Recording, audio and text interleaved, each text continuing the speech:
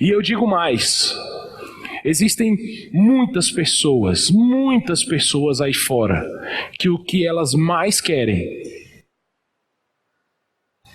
é se relacionar. Estão sozinhas, de forma saudável, terem amizades saudáveis.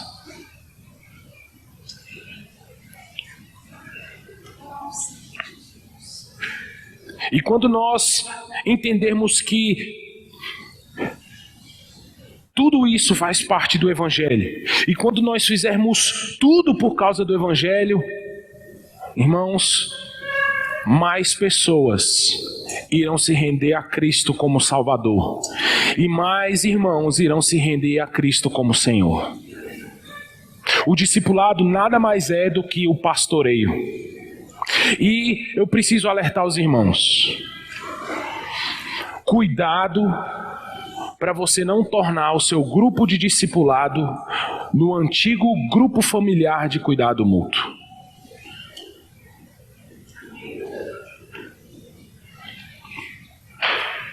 E o modelo do grupo familiar antigo é apenas nós confraternizarmos, reunirmos com os irmãos que nós conhecemos há muitos anos, comermos uma boa comida, desfrutarmos de uma porção da palavra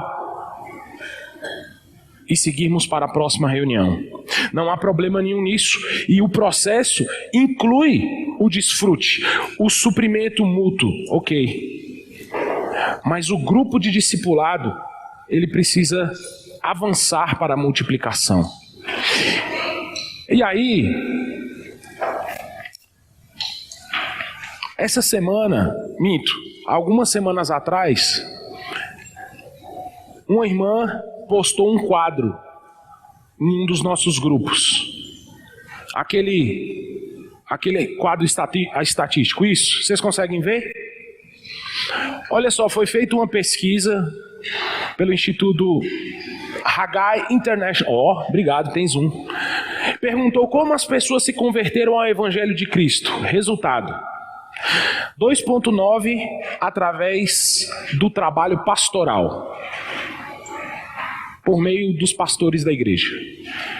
3% através de distribuição de literatura e bíblias. 4,4 através de cruzadas evangelísticas. 1,1 através de filmes. Até filme entrou na conversão. 1% através de programas de TV. 2,1 através de outros meios. 2,4 através do sermão.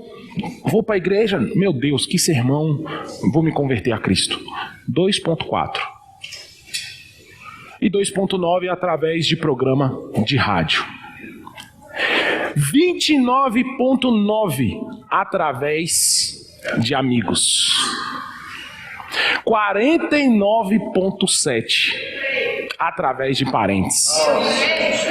Irmão, sabe o que é isso aqui? Relacionamento.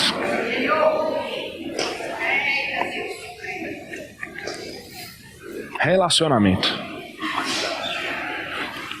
E aí, eu me questionei uma coisa. Se o que salva, o que conduz as pessoas a se renderem a Cristo são os relacionamentos, por que então, baseado nesse quadro, eu tenho que pregar o Evangelho?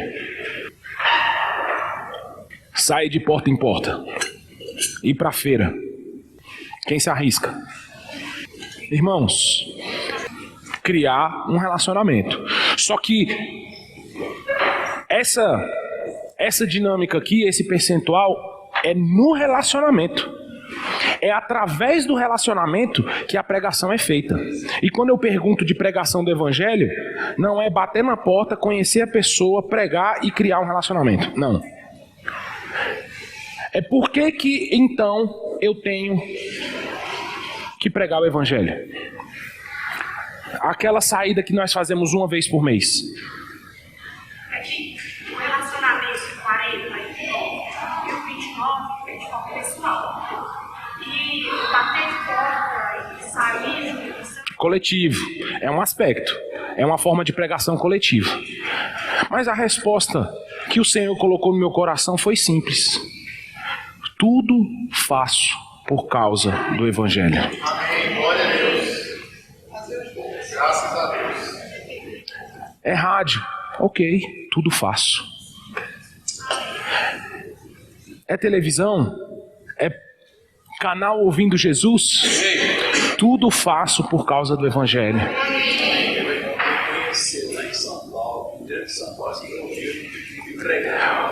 O Cristiano está falando aqui que um irmão em São Paulo falou assim: você é o Cristiano da igreja no Gama, eu vi você liberando uma mensagem pelo canal ouvindo Jesus. Tá achando que o canal não alcança muitos irmãos. Tanto canal quanto o pregador. Tudo faço por causa do Evangelho. Tudo faço, irmãos. E não é só tudo faço.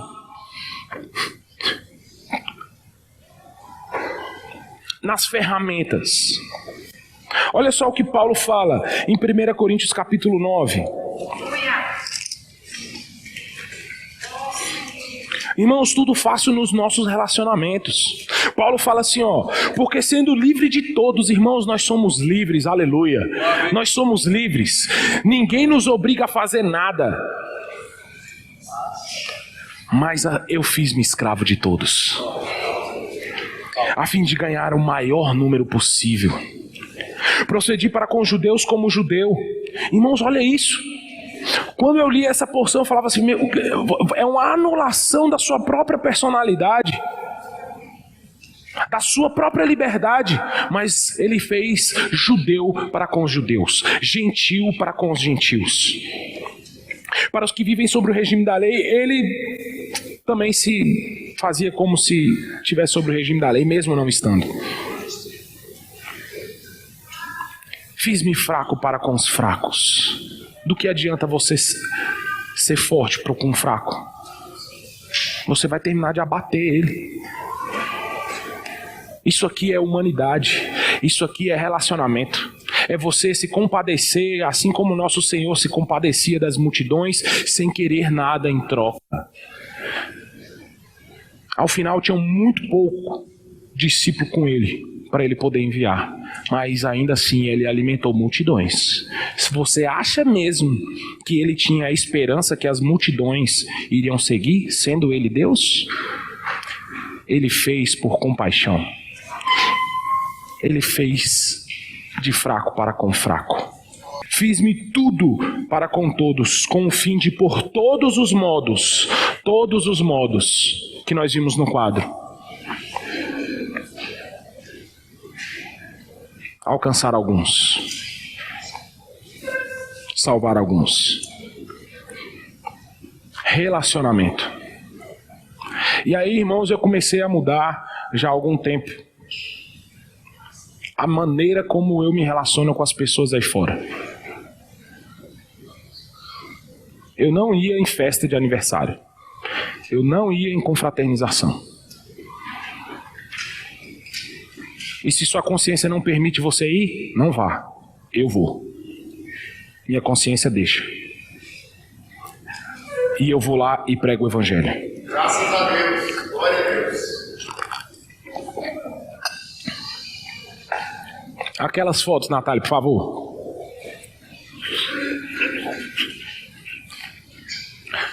Essa foto foi tirada tem umas 2 semanas. Essa era uma festa de aniversário por os amigos do trabalho. E aí ele tá segurando um copo ali, né? Você acha que tem água ali? Não tem água ali não. A aniversariante é essa que está aqui mais próxima de mim. E aí eu vou contar depois, logo em seguida, o histórico que tem por trás dessa foto. Mas nesse dia, ela era aniversariante. E normalmente é o aniversariante que faz o discurso. Agradece a presença das pessoas. Mas nesse dia, depois que ela falou assim: se mais alguém quiser falar alguma coisa, pode falar. Diego? E aí eu comecei falando de uma porção da palavra. Mas o histórico, irmãos, é porque eu tenho um testemunho no meu trabalho. Todos eles. E aqui vai algumas dicas em relação ao nosso ambiente de trabalho, em relação ao nosso ambiente de estudo. Olha, falavam... Pode tirar, tá bom. Essa é uma festa junina no trabalho. E teve a despedida também, porque agora eu estou trabalhando no Gama. Glória a Deus! E aí na despedida, sabe o que eu fiz? Preguei o evangelho.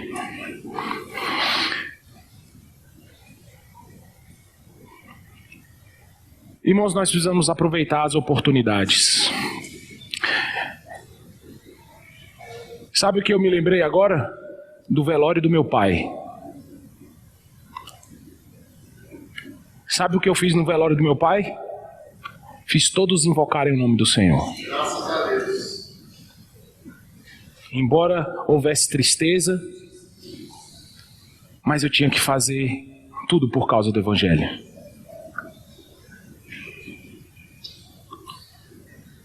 E foi colocado na nossa mente, e eu quero que você reflita sobre isso. Foi falado para nós assim, e você já escutou essa frase: que o nosso testemunho seja tão forte que nós não precisemos abrir a nossa boca. Você já ouviu isso? Tire isso da sua cabeça. Tire isso da sua cabeça.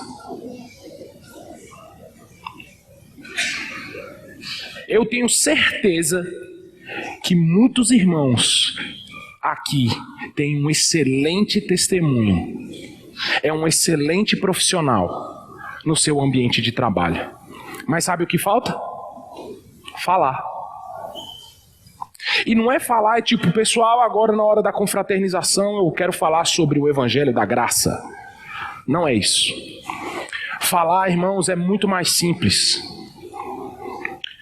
É quando falarem assim, esse final de semana vai ter não sei o que e tal. Fala assim, rapaz, eu não posso esse final de semana. Porque esse final de semana eu estou na condução da reunião ministerial lá da igreja. Ele vai se ligar que você é cristão. Nós precisamos deixar as pessoas saber quem nós somos. E o histórico que tem por trás dessa foto de testemunho é por diversas vezes as pessoas me convidando para algumas coisas e eu falando da igreja. Nós temos o hábito de levar almoço para o trabalho e nós almoçamos juntos. E às vezes, muitas vezes, nós falamos sobre os problemas do dia a dia. E sabe o que eu faço? Eu não cito nomes, mas eu falo, rapaz, uma irmã lá da igreja, ela passou por uma experiência parecida. Sabe o que ela fez? Olha, a Bíblia fala isso, isso e isso. E aí fala dos princípios. E aí, uma colega recentemente teve filho. E ela desesperada com o filho. E eu não tenho filho. Tudo faço por causa do evangelho. Amém. E aí falando para ela da sociedade, como está o mundo. Sabe qual foi a conclusão dela? Diego, eu preciso voltar para a igreja. Amém. E aí naquela confraternização era aquela que estava com o bebê no colo. Aí eu fui conversar com ela e o marido dela. E o marido dela falou assim, não, a nossa menina agora não tem como, a gente vai ter que voltar para a igreja. Irmãos, ter um bom testemunho é essencial. Você ser honesto, você ser fiel no seu trabalho, você parar de falar mal do seu chefe, você parar de arrumar confusão, briga, picuinha com seus colegas de trabalho. Você precisa ter um bom testemunho e simplesmente falar da sua vida e da vida que você tem. Vai ser muito mais simples você convidar essa pessoa para um grupo de discipulado. Muito mais fácil. Porque ele vai querer começar a ter a vida que você tem. A vida de Deus que está em você. O que nós podemos fazer mais, irmãos, por conta do Evangelho? Nós podemos orar. Nós podemos ofertar. Essa semana eu fiquei sabendo que tem uma comitiva pequena de irmãos indo para a África. Irmãos, quanto de nós estamos inteirados com o mover de evangelização na terra? Às vezes nós não conseguimos ir mesmo, mas nós podemos ofertar. Você está sendo um cooperador com o Evangelho, ofertando.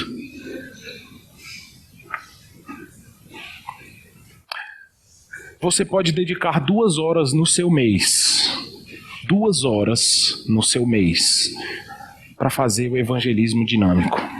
A última, Natália, a foto, todo mundo de azul. E quando eu vi isso, irmãos, eu falei, não, então eu preciso corrigir isso.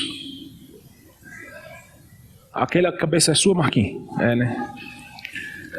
1, 2, 3, 4, 5, 6, 7, 8. Essa foi a última saída de evangelismo dinâmico. Talvez a gente esteja, não dá efeito, as pessoas não gostam, eu não... 8 pessoas. Precisamos ou não ser mais unânimes. São 2 horas por mês. 2 horas por mês. Tudo faço por causa do Evangelho. Esse é o nosso envolvimento. Agora, para finalizar essa porção, irmãos, olha só o que Paulo fala ainda em 1 Coríntios. Tudo faço por causa do Evangelho com o fim de me tornar cooperador com ele, o Evangelho. Existe um segredo, irmãos. Quando Paulo fala no versículo 16, ele fala de você estar envolvido com o Evangelho voluntariamente ou por obrigação. Quantos aqui já fez algo por obrigação? Quantos aqui já levantou assim, não quero ir trabalhar hoje?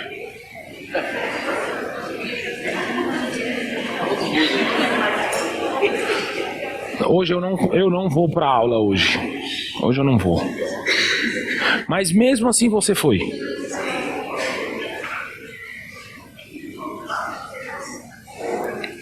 Você foi pela responsabilidade. Ou pelo salário no final do mês. Então deixa eu usar o exemplo. Quantos aqui já serviram, mesmo não querendo? Eu estou escalado para condução. Meu Deus. A condução não. Afasta de mim esse cálice, Senhor. É pela responsabilidade. Eu não sei na sua experiência, mas na minha, mesmo quando é pela responsabilidade, o Senhor é fiel.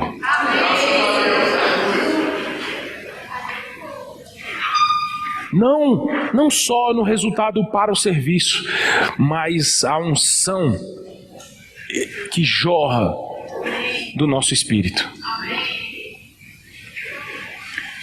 E aí ele fala, olha, você tem que pregar o evangelho, você não... Sabe aquela coisa quando você vai em formatura? Tem um pessoal que faz as plaquinhas lá, né? Parabéns, mais um ano, não sei o quê. Aí tem uns pais, coloca assim, não fez mais do que a sua obrigação.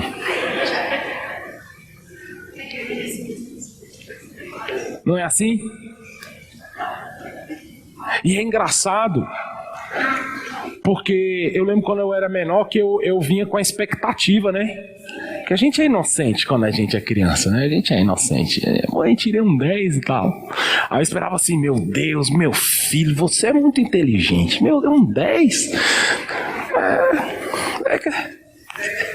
Você não tá fazendo nada pra mim. É sua obrigação. No que diz respeito ao evangelho, irmãos, não há do que se gloriar. Está sobre nós esse encargo. Eu fui por... Não, você faz mais do que a sua obrigação. O Senhor levanta a plaquinha lá. Não fez mais do que a sua obrigação. Só que Ele é fiel. Irmãos, eu não sei explicar para vocês o que acontece. Você não precisa ser um evangelista. Mas quando você se dispõe, e eu sou um com o Natal quando ele diz que quando nós saímos, porque essas coisas eu interpelei ele, mostrei o gráfico, e a resposta foi simples. Essa pregação ela traz mais benefício para mim do que para os outros. E a verdade é que quando nós saímos, irmãos, nós voltamos revitalizados. Não existe uma lógica para isso, não existe uma ciência para isso. Talvez um dispositivo que Deus implementou e colocou no nosso espírito. Uma lei da pregação do Evangelho.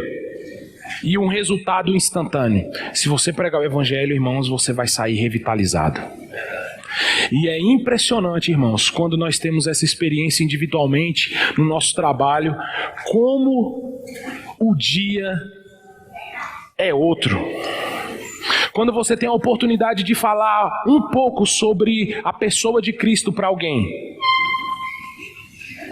irmãos, a sensação é que nós vamos dormir realizados. É impressionante. Talvez, e digo mais, irmãos, isso influencia até mesmo a nossa humanidade. Talvez você esteja tentando desfrutar o Senhor, lendo, vindo às reuniões, mas o seu poço está seco. Talvez o que está faltando é a pregação do Evangelho, para você ser revitalizado.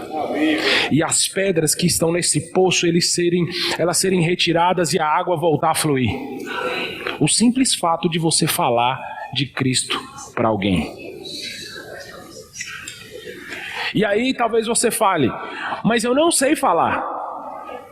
Irmãos, mas você sabe orar. Você sabe orar.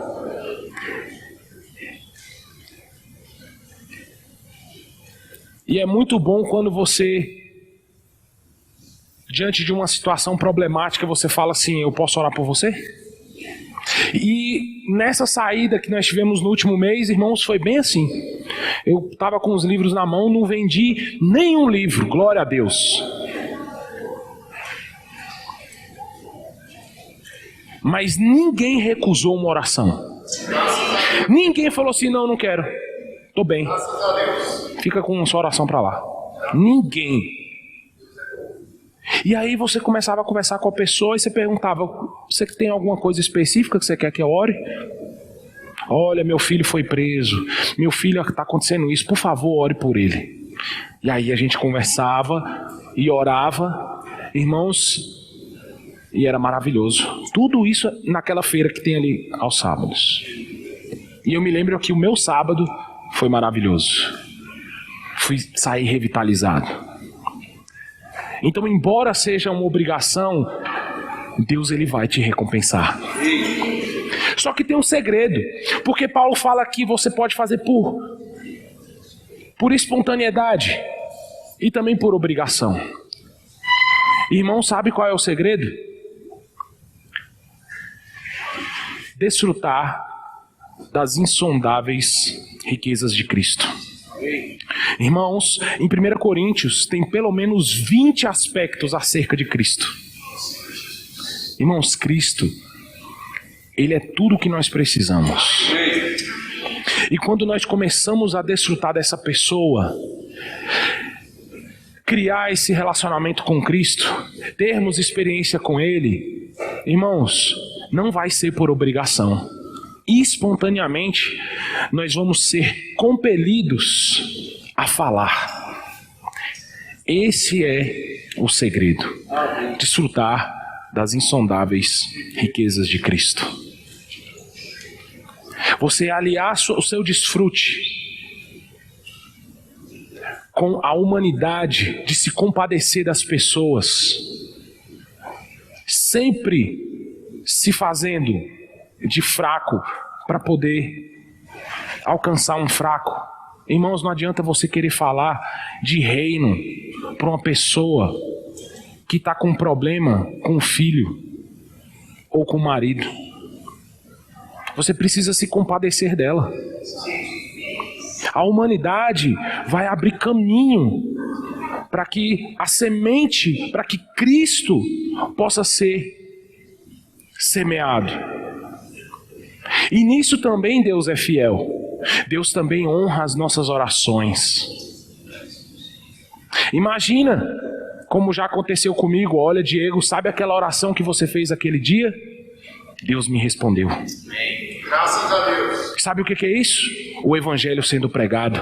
Porque a pessoa está experimentando o poder de Deus na vida dela, através da sua oração. Graças a Deus.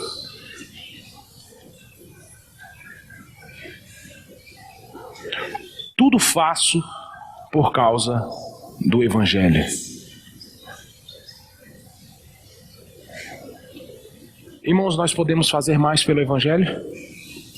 Mesmo na nossa realidade, eu vou colocar a nossa realidade, na maioria dos nossos irmãos, nós temos muitas responsabilidades. Muitas. Mas será que nós conseguimos tirar 2 horas no mês? Será que nós conseguimos melhorar um pouco mais a nossa comunhão individual com o Senhor? Será que nós conseguimos, no nosso trabalho, nos nossos relacionamentos, sempre que possível, e sempre é possível porque todo mundo tem problema, nós oferecermos oração pelas pessoas? Sabe, irmãos, na igreja, a maioria das pessoas aí fora, elas buscam o grupo cristão tão somente para poder ouvir uma palavra agradável. E não há problema numa palavra que vá ajudar uma pessoa. Não existe problema nisso. Mas Deus, enquanto igreja, Ele está preocupado com a edificação do corpo de Cristo. Isso significa que você aí na sua cadeira, você precisa crescer. Você precisa evoluir. E às vezes nós nos contentamos em ouvir uma boa palavra. Irmãos, eu preciso falar para você. Nós, e eu me incluo nesse grupo, nós podemos fazer mais pelo evangelho. Amém. Glória a Deus. Eu ainda não posso falar, tudo faço por causa do evangelho. Mas hoje eu posso falar, eu posso fazer mais por causa do evangelho. Você pode fazer mais? Jesus é o Senhor. Que o Senhor nos abençoe, irmãos, que nós, de fato, no tribunal de Cristo, possamos ser considerados cooperadores do evangelho. E mesmo com tantas responsabilidades e tantos afazeres, nós possamos fazer tudo pelo evangelho. E aí, eu queria fazer um desafio simples para cada um dos irmãos. Que tal se nós, essa semana, nós orássemos por uma pessoa, e não na sua casa, não lá no seu quarto, porque alguém pediu, mas eu tenho certeza que toda semana alguém conta alguma coisa para você, alguma dificuldade, tenho certeza. Até os jovens, os adolescentes, eu tenho certeza que alguma dificuldade passa pelos seus ouvidos. Que tal você orar por isso? Amém. Você oferecer oração para essa pessoa. Deixa eu orar por você. Esquece questão de testemunho, esquece. abra sua boca e fale. E veja Deus agir. E veja Deus responder a sua oração. E Deus ser glorificado por conta da sua disposição. Uma pessoa apenas, que tal? Talvez essa pessoa não vai ser salva, eu já lhe adianto. Mas eu tenho certeza que no dia que você orar por essa pessoa, você vai dormir diferente. Eu tenho certeza disso. Que tal nós abraçarmos esse desafio simples, orarmos por uma pessoa? Amém? Tudo faço por causa do Evangelho. Jesus é o Senhor. Amém?